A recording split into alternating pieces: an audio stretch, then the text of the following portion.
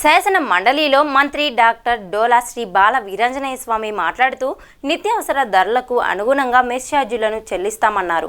Mess ఛార్జీలకు బడ్జెట్లో ఈ ఏడాదికి 135 కోట్లు కేటాయించాం.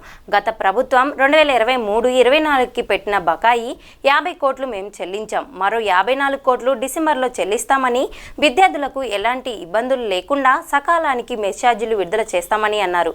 దళితులను చంపి డోర్ డెలివరీ చేసిన వాళ్ళు, శిరోముండనం చేసిన వాళ్ళు దళిత సంక్షేమం గురించి మాట్లాడటం సిగ్గుచేటని మండిపడ్డారు. జగన్ దళితులకు మేనమామనంటూ వారిని మోసం చేశారు. వైసీపీ ప్రభుత్వం వసతి దీవెనకి 2020-21లో 100 కోట్లు కేటాయించి ఖర్చు చేసింది. కేవలం 21 కోట్లు కేటాయించిన నిధులలో కనీసం 25% కూడా ఖర్చు చేయలేదని అన్నారు. బయట నిత్యావసర వస్తువుల సరకుల ధరలు పెరగడం అనేది ఎప్పటి నుంచో ఉన్నాయి అధ్యక్ష. వీటన్నిటి కోసం అధ్యక్ష మేము సెంట్రల్ ప్రొక్యూర్మెంట్ చేసుకొని దాని ప్రకారం ఆ రేటు ప్రకారమే ఇవ్వాలనే దాని ప్రకారం వెళ్తున్నాం అధ్యక్ష. నిర్ణయం గ్రూప్ ఆఫ్ మినిస్టర్ కమిటీ ఏర్పాటు చేసి దాని మీద నిర్ణయం తీసుకున్నాం అధ్యక్ష.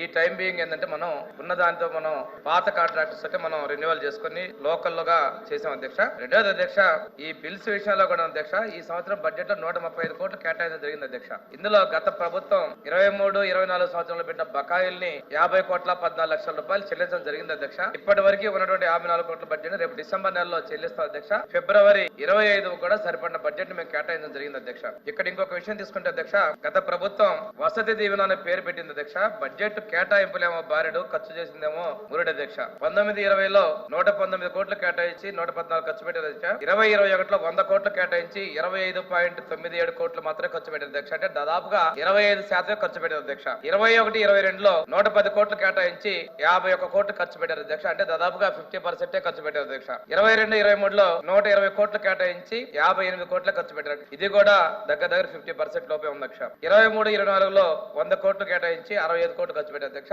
మొత్తంగా తీసుకుంటే గత ప్రభుత్వంలో యావరేజ్ మీద 50% కూడా మించి ఖర్చు పెట్టలేదనే విషయం వాస్తవం అధ్యక్ష. ఇది బడ్జెట్ లెక్కల ప్రకారం నేను ఇస్తాను అధ్యక్ష. ఇదే కాకుండా అధ్యక్ష, ఈ ఆర్థిక సంవత్సరంలో ఏ ఇబ్బంది లేకుండా అందరికి కూడా మెస్ ఛార్జీలు చెల్లించేందుకు ప్రభుత్వం సిద్ధంగా ఉంది అధ్యక్ష. ఈ రోజు సంక్షేమం గతంలో రేట్లు పెంచావు నేను గొప్పగా చెప్తాను అధ్యక్ష. కానీ వాస్తవాలు చూసుకుంటే అధ్యక్ష, బయట ఏమో దళిత సంక్షేమం అంటారు, దళితుల మేనమామ అంటారు, వాళ్ళని సక్రమ మార్గం వెళ్ళేటువంటి బడ్జెట్లు వాటి కూడా మదర్స్ అకౌంట్స్, పేరెంట్స్ అకౌంట్ అని చెప్పేసి ఇబ్బందులు పెట్టారు అధ్యక్ష. ఇది చూస్తూ ఉంటే అధ్యక్ష, సభలో శిరోమండనాలు చేసిన వాళ్ళు ఉన్నారు, డోర్ డెలివరీ వాళ్ళు చేస్తున్నారు, రకరకాల సమస్యలు ఉన్నటువంటి వాళ్ళు కూడా దళిత సమస్యలు మాట్లాడుతూ కొద్దిగా సిగ్గు అనిపిస్తుంది అధ్యక్ష. ఏది ఏమైనప్పటికీ కూడా అధ్యక్ష, పూర్తిగా మేము బిల్లులు చెల్లించే సిద్ధంగా ఉన్నాం అధ్యక్ష.